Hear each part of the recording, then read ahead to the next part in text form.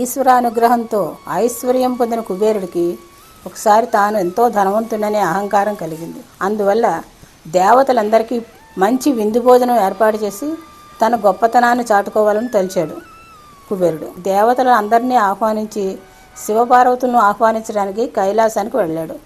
శివుడు కొండల్లో ఉంటాడు, ఒక ఇల్లు కూడా ఉండదు. నా ఇంటిని చూసి శివుడు ఎంతో ఆశ్చర్యపోతాడు, ఎంత బాగుందో అంటూ పొగుడుతాడు.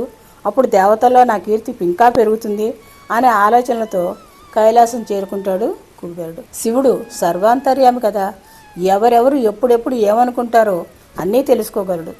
కుబేరుడు అహాన్ని పసిగట్టాడు. పార్వతీదేవి కూడా కుబేరుడి పథకాన్ని అర్థం చేసుకుంది. కుబేరుడు వచ్చేసరికి శివపార్వతులు మాట్లాడుకుంటున్నట్టు నటించారు. కుబేరుడు వచ్చి, మహాదేవ, మీరు పార్వతీదేవి కలిసి మా ఇంట్లో నిర్వహించే విందు భోజనానికి తప్పక రావాలి అని ఆహ్వానించాడు. శివుడు తనకు కుదరదు అన్నాడు. భర్త రాకుండా తాను కూడా రానున్నది పార్వతీదేవి. ఇంతలో వినాయకుడు కైలాసానికి వచ్చాడు. వస్తూనే, అమ్మ ఆకలేస్తోంది, ఏదైనా ఉంటే పెట్టు అన్నాడు గణపతి. పార్వతీదేవి గణపతి వైపు కనుసైగ చేసి, కుబేర, మా గణపతి మీ ఇంటికి విందుకు వస్తాడు అనగానే శివుడు కూడా, అవునవును, గణపతికి విందు భోజనం అంటే చాలా ఇష్టం, మా బదులుగా గణపతిని తీసుకువెళ్ళు అన్నాడు పరమశివుడు. ఈ ఏనుగు ముఖమున్న పసిపిల్లవాడా నా ఇంటికి విందుకు వచ్చేది, అయినా ఎంత తింటాడులే అనుకుంటూ గణపతిని తీసుకుని బయలుదేరాడు. తన భవనంలోకి తీసుకువెళ్ళి తన భవనంలో ఉన్న సౌకర్యాలను, సంపదలను అన్నీ చూపించసాగాడు. ఇవన్నీ వ్యర్థం, త్వరగా ఆహారం పెట్టండి, ఆకలేస్తోంది అన్నాడు గణపతి. కుబేరుడు భోజనం సిద్ధం చేయవలసిందిగా అక్కడున్న పనివారికి ఆజ్ఞ చేశాడు. వెంటనే బంగారు కంచం పెట్టి రకరకాల తీపి పదార్థాలు, పానీయాలు, కూరలు, పళ్ళు అన్నీ గణపతికి వడ్డించసాగారు. కుబేరుడు చూస్తుండగానే ఒక్క పెట్టిన గణపతి పాత్రలో పెట్టిన ఆహారాన్ని మొత్తం తినేసి ఇంకా తీసుకురండి అంటూ ఆజ్ఞలు జారీ చేస్తున్నాడు.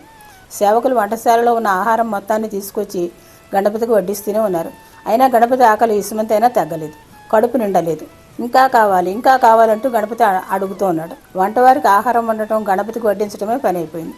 కాసేపటికి కుబేరుడు వంటశాల మొత్తం చూస్తుండగానే ఖాళీ అయిపోయింది. ఈ విషయం కుబేరుడికి తెలిసింది. తన సంపద మొత్తం తరిగిపోతుంది, కానీ గణపతి కడుపు నిండట్లేదు. ఏం చేయాలో అర్థం కాలేదు. ఇంతలో గణపతి ఆగ్రహంతో ఊగిపోతూ కుబేరుడిని పిలిచి, నీ ఇంటికి విందుకు రమ్మని నాకు ఆహారం పెట్టకుండా అవమానిస్తున్నావా అంటూ పలికాడు. కుబేరుడికి విషయం అర్థమైంది. తనకున్న సంపద ఆ పరమాత్ముడిని ఏమాత్రం సంతృప్తి పరచలేదని, అన్నీ ఇచ్చిన భగవంతుడి దగ్గరే దర్పాన్ని చూపాలనుకోవటం తన మూర్ఖత్వమని, తన అహంకారం అణచడానికే దైవం ఈ విధంగా చేశాడని గ్రహించి పరుగున కైలాసానికి వెళ్ళాడు. శివ, శంకర, నీవే దిక్కు, ధనానికి నన్ను నీవే అధిపతిని చేశావని మరిచి అహంకారంతో ప్రవర్తించాను. అందుకు ప్రతిగా గణపతి నా సంపద మొత్తాన్ని ఖాళీ చేసి అన్నీ ఇచ్చిన భగవంతుడి అహంకరించిన వారిని సర్వసంపదలు తీసేస్తాడని నిరూపించాడు మీ బిడ్డడైన గణపతి.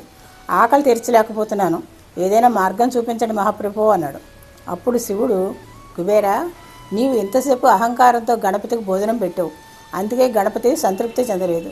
గణపతికి కావాల్సింది భక్తి మాత్రమే. నీకు ఎంత ఉన్నది అతనికి అనవసరం. నీవు ఎంత భక్తితో సమర్పించావన్నది మాత్రమే గణపతి చూస్తాడు.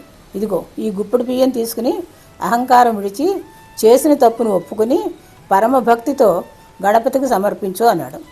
కుబేరుడు ఆ గుప్పెడు బియ్యాన్ని ఉడికించి గణపతికి భక్తితో సమర్పించాడు. ఆ గుప్పెడు బియ్యం అన్నం తినగానే గణపతికి కడుపు నుండి తెనింపులు వచ్చాయి. గణపతి సంతృప్తి చెందాడు. మనం దేవుడికి ఎంత సమర్పించామనేది కాదు, ఎంత భక్తితో ఇచ్చామనేది ముఖ్యం. కుబేరుడు అహంకారాన్ని అణిచివేసిన గణపతి మనలోని అహంకారాన్ని కూడా పటాపంచలు చేయుగాక. ఇది అహంకారం తెచ్చిన అనర్థం. మనకి పెట్టేది కొంచెమైనా అహంకారంతో కాకుండా ప్రేమతో, భక్తితో పెట్టడం వల్ల అంతా మంచి జరుగుతుంది. స్వస్తి.